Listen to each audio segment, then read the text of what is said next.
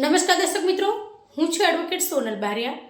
જો દર્શક મિત્રો એક જ જમીન બે વ્યક્તિને વેચવામાં આવે તો તેનો માલિક કોણ?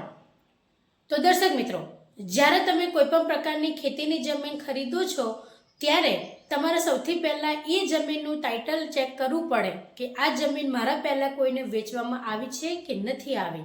તો એની માટે તમારે જે તે રજિસ્ટ્રાર હોય ત્યાં આગળ તમે તપાસ કરી શકો કે જો કોઈ વ્યક્તિને આ જમીન મને વેચતા પહેલાં કોઈ વ્યક્તિને વેચવામાં આવી છે કે નહીં, તો ત્યાં આગળ એમની નોંધણી થઈ હોય તો ત્યાંથી તમને ખબર પડી શકે।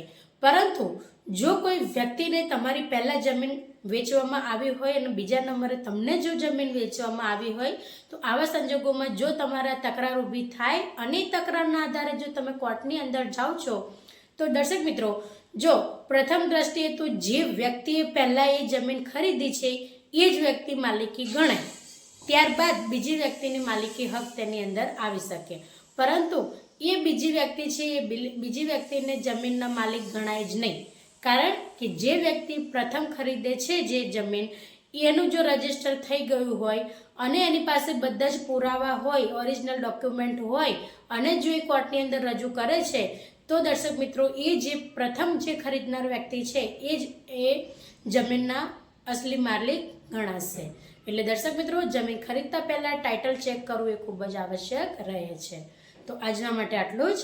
જય હિન્દ, જય ભારત।